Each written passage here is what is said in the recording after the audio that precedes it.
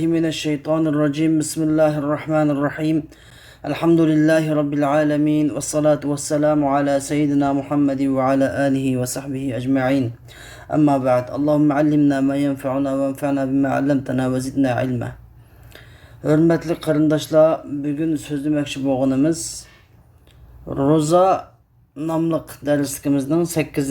ve ahırkı dersi boğan İtikap namlıq dersdir. Hürmetli karındaşlar, biz bundan ilgili rozunun türleri, dereceleri ve ahkamlarını bayan kılıp öttük. Hem de bu itikap degen ibadet karındaşlar, bu rozunun bir rozuğa has bir ibadet emas. Rozuğa has bir ibadet emas. Fakat bu itikap degen öz aldığı bir ibadet, lekin rozu bilen birli bo'ladigan ibadet. Yani ne demek oğlum? Ramazandan kılışkı buludu itikap ne? Ramazandan sırtkı vaxtlardan mı kılışkı buludu itikap ne? Şunun için xuddi roza degen ibadet Ramazan kanam has bo'lmagandek, yani Ramazandan sırtı tutulgandek, itikap degen ibadet mu?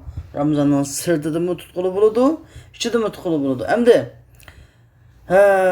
bu itikap degen gapni biz lügat ma'nosini bir tushuntirib o'taylik. İtikap degen gap arab tili nuqtasini ilib aytganda, yani bir yerda turish, bir yerga o'zini sulib olish, boshqalar sulab qo'yish emas, o'zini bir yerga sulib olish, bir yerga sulinib olish degan ma'nolarni bildirdi. Mesela Allah Taala Sura Haj'daki 25. ayetinde Allah Teala diyor ki Sevâenil âkifu fîhi vel bâde. Yani bir şeyde âkifu diyen ne? Allah Teala mukum tuğucu, yerlik demekçi. Şu yerde mukum turduğun, bilek etmeydiğin. Bu haremde mukum turduğun, yani haremlik ve başka yerlerden, sehralardan, başka yerlerden, yazıkçılardan kergeller beraberdir. Onda miyadi sen haremlikken, haremde mukumken sen, yerlikken sen uluğa yazdıkken, o tüvendikken yapıyor. O mu okşaş? Diyen. Ben bu şu ayette mesela akifu diyen ne? Mukum turduğun da manada lügat manasında kelgen Kur'an-ı Kerim'de. Kur'an-ı Kerim sap Arap dili, klasik Arap dili boğalık için şu tolu manalarda şu Arap til noktasının mana etildi. Hem de şeriatki manası. Biz devamlı edip gelgendek atalgı, Arap dili şeriat atalgısı da. Arapça etsek bizdeki çağatay kadın tilde istilah deyimiz. Arap tilde istilah deydi. Ama yeni zaman dilimizde atalgı. Yani her kandak bir pen sahanın atalgısını Arapçada istilah deydi, Uygurca'da atalgı deyimiz. Yani hem de şeriat istilahı da, yani şeriat atalgısı da ne de atıldığı dese itikap digenin manası şeriattaki. Şeriat atalgısıdaki manası.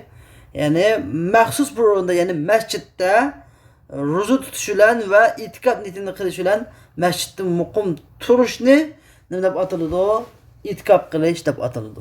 Yani en mülen rozu tutuşulan ve itikap niyetinde kılışılan bilgen mescitte malum oranda turmak ne itikap kılış da atıldı o. Ama bu itikap, biz bu tarif degen bu itikap 3 kısımga bölünüdü. Biri vacip bo'lgan itikap. Gadengi vacip bo'lgan itikap. Gadengi vacip bo'lgan itikap degan qasi bir adam men Alloh roziligi uchun mancha kun itikap qilaman deb qat'iy niyat kelgan bo'lsa, buning gadeniga Alloh taologa va'da bergan bo'lsa, o'zi qalbida qat'iy niyat kelgan bo'lsa, bu odamning qancha kun itikap qilmaydi deb niyat qilgan bo'lsa, shu itikapni qilmoqqa gadeniga vojibdir. Birinchisi vojib itikap. İkinci türlü itikap bo'lsa sünneti muakkada, yani güçlendirilgen intayin tekitlik sünnet. Bu bo'lsa Ramazan mübarekning ahirki onudaki itikap ne deb atıldı o? Sünneti muakkad bo'lgan itikap deb atıldı. Nimish sünneti muakkad degan demek vacip bilen tang o'rinda degan gap. Buni terk qilguvchi gunohkor bo'ladigan sünnet, yani intayin küçük sünnet. Peygamber sallallahu aleyhi ve sellem hayatında terk itip bakmagan, yani peygamberlik hayatıda terk itip bakmagan sünneti muakkede. Hatta bu vaciplenecek farkı yok bu sünneti muakkedenin hamdi. Şunday derece sünnet. Mana biz hazır bugün Ramazan'ın 20. günü. Taң attı. 20. gündüz turbatımız. Bugün 21. keçisi bugün keşte keldi. Mana bugün keş. Şu ay çıkkandan tartıp ahirki 10 Ramazan'ın itikap vakti başlanıp ketedi. Yani 3. xil itikap bolsa mustahab itikap. Mustahab itikap yani ahirki 10'da Ramazan'ın ahirki 10'dan başka qanday çağda itikap kılsa boladigan itikap bu mustahab itikap deb atılır. Demek itikap 3 xilga bölündü. Endi biz bu itikapdaki ahkamlarga şuru kılaylı. Bir adam kaçan mescitke itikapni niyat kılıp kirse bununki itikapı başlangan buludur. Yani bunu itikap kaçan tatı başlanadı o? Şu mescitke aşağıya otururken ben itikap niyat kıldım dep tuğa vaktin başlap bunu itikap başlangan buludur. Şunu da kılış gerek. Yani bunu uydum mangını hesaplanmaydı. Şu mescitke kirip o tuğa vakti hesaplandı. Şu vaktin tatı hesaplandı. Endi biz Ramazan'ın ahirki 10'daki itikapını sünnet-i muakkede dedik. Bu sünnet-i muakkede ala sebilil kifaya yani sünneti muakkede kifaya ile olan. Yani eğer de ümmetlerden bir top ümmetler itikap kılsa yani başkalarının geldiğinden günah sakıt buludu. Eğer de bir top ümmetle hemmisi bu sünneti terk etse bir yurtta hemmisi günahkar buludu diyen gap. Lakin bu gap fuqahalı oturup koygan lekin bir az aciz. En doğrusu sünnet-i muakkede yani mutlak sünnet-i muakkede. Çünkü Peygamber sallallahu aleyhi ve sellem hemişe kılgan hayatıda, peygamberlik hayatıda terk etmegen. Ve tüvende biz fuqaha tabi'lerinin sözde bitimiz. Seyyide Ayşe radıyallahu anha ummahatul müminin şunda rivayet kılgan ki Peygamber sallallahu aleyhi ve sellem Ramazan'ın ahirki 10'da itikap kılattı. Ta Peygamber aleyhisselam'ni Allah Teala dergahı elip ketkenге kadar Ramazan'ın ahirki 10'da itikap kılattı. Andaki Peygamber aleyhisselam bu dünyadan ketkendan keyin Peygamber sallallahu aleyhi ve sellem'in ayalları itikap kıldı. Bu hadisini sahih Bukhari'de rivayet kılgan, İmam Bukhari rivayet kılgan hadis. Endi bu itikap kılış degan amallarning ichidagi şu ihlos bilan qilingan bo'lsa, riyo aralashmagan bo'lsa, eng ulug' ibodat. Eng ulug' ibodat. Atta ibn Abi Rabah katta ulama, katta fuqaha, bu ajoyib olim zot. Atta ibn Abi Rabah rahimahullah deganki, itikap qiluvchining misoli o'zini bir katta bir büyük bir odamga ehtiyoji bor bir odamning misoliga o'xshaydi.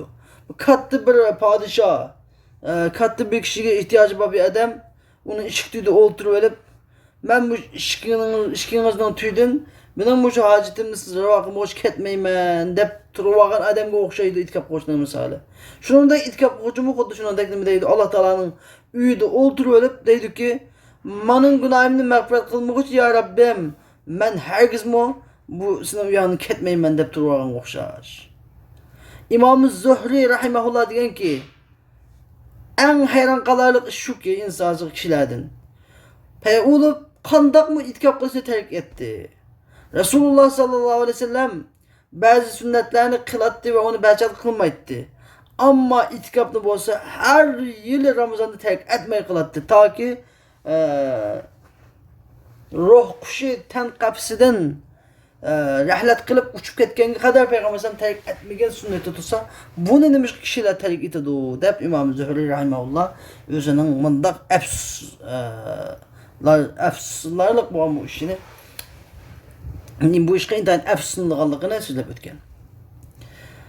Endi xo'sh biz shu itikop qiluvchiniki itikop holatidan boshlaylik. Itikop qiluvchi o'zi turmoqchi bo'lgan masjidga, o'zi turmoqchi bo'lgan masjidga kirdi. Qachon kirdi? 21-kech. Ya'ni bugungi kun, bugun 20 kunduz bo'ldi ham bugun namoz shamdan, ya'ni iftordan iniblam itikop kirib ketadi. Qachon chiqadi? Endi sunnati muakkad bo'lgan, ya'ni 10 kun bo'ladi bu tabii ki, ya 9 kun ya 10 kun. Shu Ruzaytning ayini ko'plam chiqadi. Nima? Ruzaytning ayi, ya'ni Shavval ayi demoqchimdi. Shavvalning ayini ko'plam chiqadi. Qachon kirdi? 21-kech kirdi. Mana bu shu sunnati muakkad bo'lgan Payg'ambar islom umrining oxir terk etmagan nusxa shu qoida shu. 20-kuni kelmaydi, 21-kech, ya'ni 20-kunni kunduz saqlab turdi. Shu iftorlam haramga, masalan, masjidil haramni bog'lab masjidlarga yoki masjidga borib iftor etgancha toki shu Ruzaytning ayni ko'rgan aman, ya'ni Ruzayt ketsa ondan chiqadi itkopdan. Endi va bu sunnat muakkad va itkopning nususi va endi biz 5 ta itkopni 3 xil bo'lgan, birini vojib itkop degan. Endi vojib bo'lgan, ya'ni nazr qilingan itkop bo'lsa, bu bir kundan az nazr qilinmaydi. Men bu yerda itkop qilmaydi, mutlaq nazr qilgan bo'lsa, bu eng azda bir kun itkop qiladi. Bunun bir kun diye itkopi bir kecha kunduz. Bir kun deb itkop, bir kun itkop qilmaydi, yoki men itkop qilmaydi deb niyat qilgan bo'lsa, bu eng azda bir kecha kunduz. Chunki bir kecha kunduzdan az itkop yo'q. Nimishqa? Oysha radhiyallohu anha rivoyat qilgan hadis, Oysha radhiyallohu anha Payg'ambar sallallohu alayhi vasallamning bundoq deganligini rivoyat qiladi. Payg'ambar sallallohu alayhi vasallam deganki, la i'tikafa illa bisiyam. Yani fakat ro'za bilanla itikaf bo'ladi. İtikafsiz ro'za bo'lmas degan Payg'ambar alayhisalom. Va Umar radhiyallohu anhu bir hadis rivoyat qilingan, Payg'ambar sallallohu alayhi vasallamga Umar radhiyallohu anhu deganki, men bir kun itikaf qilmoqni nazr qildim deganda Payg'ambar alayhisalom deganki, i'takif va sum. İtikaf qil va ro'za tut degan Payg'ambar sallallohu alayhi vasallam. Xo'sh, endi bu itikopniki vaqti so'zlangan bo'ldi. Eng qisqasi bir kecha kunduz. Nimishqa bir kecha kunduz desa, chunki Alloh taolo Qur'oni Karimda bir yerda, ya'ni Zakariya alayhisalomniki 3 kun itikofga kelgan qisida bir yerda salasata ayyam deb kelsa, bir yerda salasa layalin sawiya deb, ya'ni bir yerda 3 kun, bir yerda 3 kecha deganligi demak, bu kun yom degan gap itikofda kechasini biluvchi qolganligini Qur'on orqali bildik.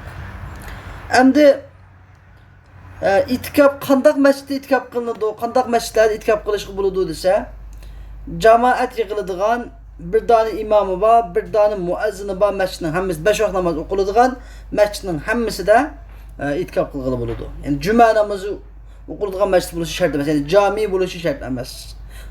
Lekin qanday masjid afzal desa, eng afzallikda birinchi darajada eng afzal masjid itikop qilishga Masjidil Haram.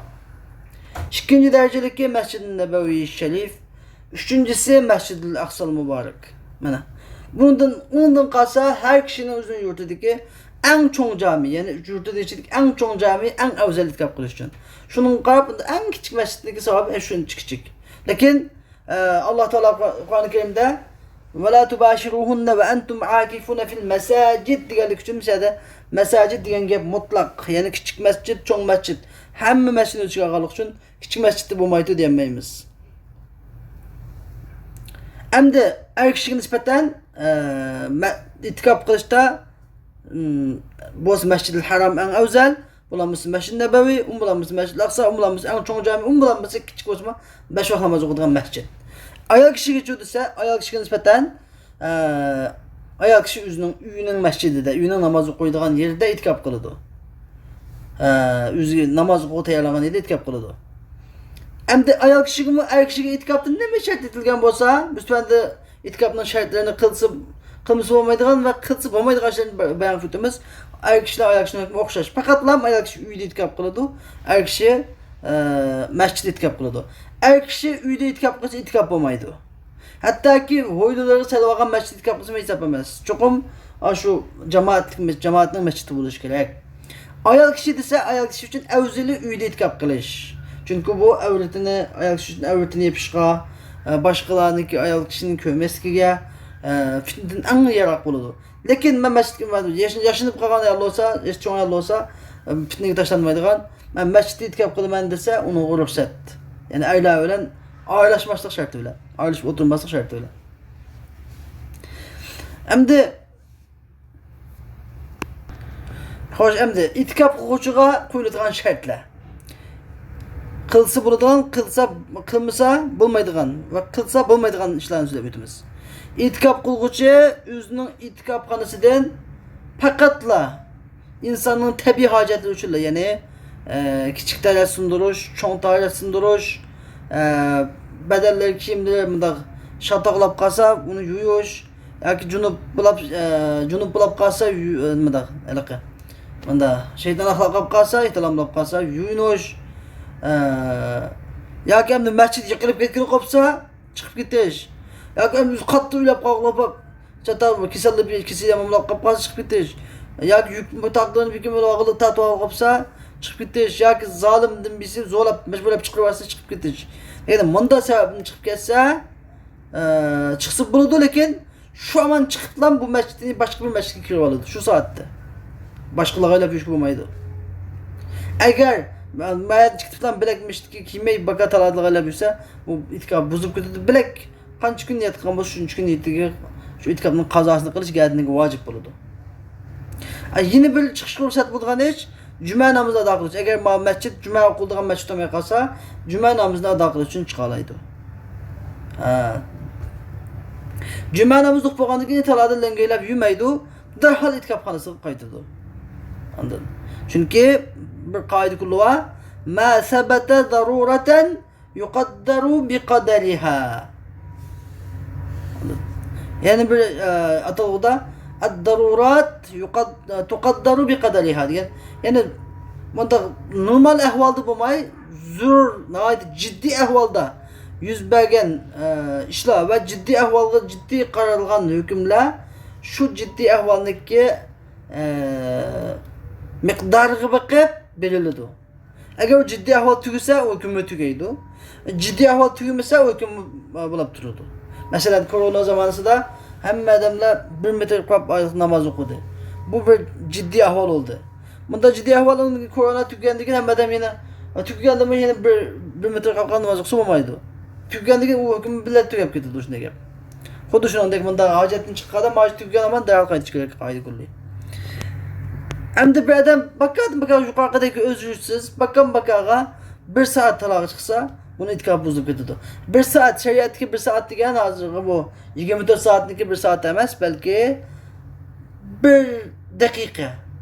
Bir demgan gap. Bir de bakkan hech ish yo'q. Bakkan talog'i bir de o'nab ketib talog'i chiqsa, havoyib ketib, buni itikaf buzib ketadi. Endi Ebu Yusuf İmam Muhammed Rahimullah degan ki kunduznikki ko'proq qismida talog'i chiqib qolsa, itikaf buzib ketadi. Anda bidam emas deb shunday degan. Lekin Imam Adam Abu Hanifa Rahimullah hech qanday o'zsiz bakkan talog'i chiqib qolganda talog'i chiqib ketib, shamoliga talog'i chiqib, bidam chiqsa itikaf buzib ketadi. Endi itikaf qiluvchi qilsa bo'ladigan ishlar yana. Qilsa bo'lmaydigan ishlar hozirda bakkan talog'i chiqsa bo'lmaydiganligi, faqat hojati uchun chiqsa bo'ladiganligi bo'ldi. Endi yana normal qilsa bo'ladigan ishlar, itikaf qiluvchi masjidda o'tirib tamoq yesa bo'ladi, shu itikafxonasida o'tirib suv ichsa bo'ladi. Bir narsalarni ilib mesela yeydigan tamoqlari olsa mesela Mescid-i Haram'da ya da bulası uydu bo'lmay qolib qolsa, tamoqlarini setib olsa bo'ladi mesela. Tamoqlarini setib olib do'konga yaqin yer do'kon bo'lsa, chiqsin bo'ladi agar akapagadan bo'lmasa. Agar o'zidagi ciddi uzi bo'lmasa, bilagidab qilinmaydigan uzi bo'lmasa, boshdan telefon o'tlab elib satsa bo'ladi. Hattoki endi bir narsani elib satsa bo'ladi. Bu elib setish bunda tijoratlar bunda to'xtamay baka o'tib bo'lguncha tijorat qilish o'ta yerda ani narsani olib qolib, ma'ni narsa setib qo'yish qilsa makruh. Lekin masalan buni burun qilib turgan bir ritimni qilish bo'lsa, bu telefonda buni demasa, hozir ma'ni satdim oldim deb bo'lmay qolish bo'lsa, oldim satdim desa bo'laveradi. Lekin shu masjidga oladigan, sotadigan malni akilishga bo'lmaydi. Akamasdim biz. Endi masjidda o'tirib to'ymi qiladi. Masjidda o'tirib bunda aqd nikohni o'qilaydi. Oldim tegdim deyiladi masjidda o'tirib. Ya'ni ayolni hozir qilmasdan ayolni telefonda o'tirib masalan aqd nikoh qilsama butur. Lekin ayolini tutishga, qarashga, munosabat etkizishga qat'iy bo'lmaydi.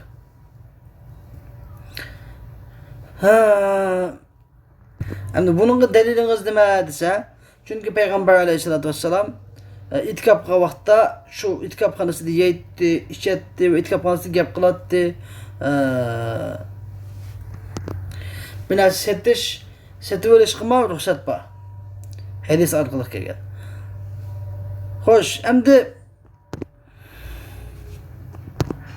anda da itikap qiluvchi masjidni binasi elib satsa bo'ladigan, gap qilsa bo'ladigan, gap ishsa bo'ladigan. Bu itikap qilmagan odam shunda qilsa bunga o'xshaydi sandiq emas. İtikap qilmagan odamning masjidda dunyo gapini qilishi makruh. İtikap qiluvchining masjidda elib setishi makruh. İtikap qilmagan odamning masjidda binasi elib setishi makruh. Dunyoga aloqador har qanday ishni qilish masjidda makruh. İtikap qilmagan odamga. Lekin itikap qiluvchiga ruxsat. Çünkü aşağıda çelipti kelgan ve çünkü zaruret şu ciddi ahval itikap qiluvchi talaga chiqmagandan keyin shu ahvolda qanday qilish kerak, bu muhtoj bunga. Lekin itikap qiluvchining boshqa odam talaga chiqib qolsa bu o'zining hojatini. İkisida osmon zamin farq bor. İtikap qiluvchi faqat qilsa yaxshi gapni qildi, g'iybat qilish qat'iy bo'lmaydi. Boshqa chog'da bo'lmaydi. İtikap qilganda taqinbak bo'lmaydi. Faqat yaxshi gapni qilish kerak. Onundaki tilini bek saklaş kerak. G'iybat shikoyatdan, chaqimchilikdan, boshqalarning gapini yetkazib qo'yishdan, tillab selishdan, boshqalarga azor berishdan qattiq saqlanish kerak. Va insonning oxiratiga, imonini go'zallashtirishga foydasi yetmaydigan baka, behuda, maloyani gaplardan qilishdan, behuda so'zlarni qilishdan, baka chaqchaqlarni qilishdan qattiq saqlanish kerak itikab qiluvchi. Lekin itikap qiluvchi anda olasiz, men gap qilmay o'tirasan butgan deb gap qilmay o'tirish makruh. Uni ibodat deb gap qilmay, men gap qilmay o'tirdim ibodatga deb gapim so'zimga gap qilmay o'tirish makruh. Chunki Payg'ambar alayhisalom gap qilatdi. U Payg'ambar qilmagan ish qilsa foydasi bo'lmaydi. Lekin bir odam anda ibodat qildim deb gap qilmay o'tirmay, tabiiy gap kam so'z odamga gap qilmaydigan. Men so'z gap qilgan bo'lsa gap qilmaydigan bo'lsa mayli, nima qo'q. Gap qilmay o'tirib, besh chim qilmay, Qur'onni o'qimay, zikr etmay, bikim so'zimga gap qilmay o'tirish makruh. Endi itikap qiluvchi qat'iy qilish bo'lmaydigan ishlar shu debdimiz. Itikap qiluvchi ayol bilan munosabat o'tkazsa va ayolini silsa, so'ysa degandek barliq ishlar, quchoqlasa degan ishlar bir harom. Demak, Alloh taolo nima dedi? Bu shaxs ata aytan shu ro'za Baqara surasida ro'za ahkomlari oyatida Alloh subhanahu va taolo va muqaddas bir nishon, yadroliq 3 masala ve ro'za ahkomlarini birini bayon qildi. Muqaddas bir nishon bo'lsa, ro'zaning nishoni asosiy maqsadi taqvodorlikni qo'lga keltirish dedi. Undan keyin 3 yadroliq masala bo'lsa, birinchi yadroliq masala Alloh taolo dediki, bu kunlar intayin sinoqli kunlar. Ya'ni bak oz, yomon qadr qimmatlik bir yilning ichida 10 kun, 30 kun bu. Bular bu 30 kun ichida 10 kun bak bu yomon laylatul qadr uchun o'tadigan bunday ulug' kunlar. Bu günün qattiq qadriga yetinglar deb ayyaman ma'dudat dedi. Birinchi yadroliq masala. İkinci yadroliq masala bo'lsa, Alloh subhanahu va taolo va taqaddas shahru ramazanallazi unzila fihi'l Qur'on dedi. Yani bu ay shunday bir ayki, bu ayda Qur'on nozil qilingan ay dedi. Demak, Qur'on nozil qilingan ay degan gap, yani bu ay Qur'on nozil qilingan ay bo'lsa, demak bu ayda to'xtamay Qur'on o'qishga tegishlikkan. Qur'on tilovat qilish tegishlikkan.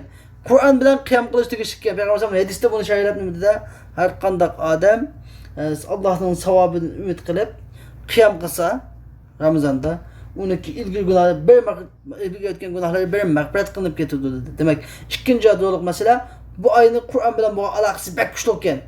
Demak, to'xtamay Qur'on tilovat qilish kerak ekan. Qiyamda va qiyamning sirtida.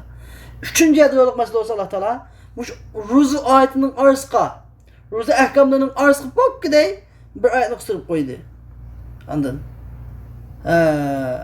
فإذا سألك عبادي عني فإني قريب أجيب دعوة الداعي إذا دعان فليستجيبوا لي وليؤمنوا بي لعلهم يرشدون. Demek bu üçüncü doğru meselesi kalsın. Dua meselesi. Allah Teala bu başka koysun bu rızını ki oturgulan eğer bendelerim menden sorup kalsa benderim de ben yakın bendelerim ki ben yakın ben. Ben derim kaçan benden bir narsa sorup bir narsa derhal onun sorğunda biremen duasını icabet kılımen dep koydu. Öyle bakalım tefekkür kılsak demiş ki Allah Teala bu ruzu ayetinin arasında duanı gibi kısıp koydu dese Ramazan'da dua pek mühimken. Birinci bu günlerin kadir kıymetini biliş, ikincisi Kur'an tilavetini köp kılış, üçüncüsü kattık dua kılış. Şuna bu ulu iki haramda bu intayın yol koyup kelgen şunu duala Ramazandaki dualar acayip yaxşı bulup kelgen kadınlar. Demek bu intayın Kur'an 3 yadırlık mesele. Hem de Kur'an ruzunun ahkamları. Biz neçkin sözde bitip bulduk. Şu ruzunun ahkamlarının içinde Allah Teala ne degen? İtikapның sözünü kısa bitip ketken. Kur'an-ı Kerim nayet kısa söz degen bilen hem hükmü deydi. Hadis şerif onu ne kıldı? Tefsirle bayan kıldı. Allah Teala degen ki: "Ve la tubashiruhunna ve entum akifun fil mesacid" dedi. Şu ahkam, ruzu ahkam ayetlerde. Yani aslı ayarlarınlarını mescitlerde itikap kılgan halatınlarda kuşaklamağlar dedi. Kuşaklamağlar diyen gepten hem mi gep kuşaklamağlar, ayağını söymağlar, silmağlar, ayağını öden münasebet koyardı ötküzmağlar. Demek ma o ruzu tutqa vaqtda keçileri ayarlan münasebet ötküzü ruhsat kılındı. Uhille lekum leyletes siyamir rafathu ila nisaikum deb. Hem de lekin itikap kıya vaqtda bütünley keçima gündüz bütünley ayar ölen hatta onun için tutuşma nima çeklendi. Çünkü haram buludu haram. Eğer andaqısı bir itikabı buzulup gidiyordu. Melek gelen kaza vacip gidiyordu. Hemen o intayın muhim meselelerinin biri.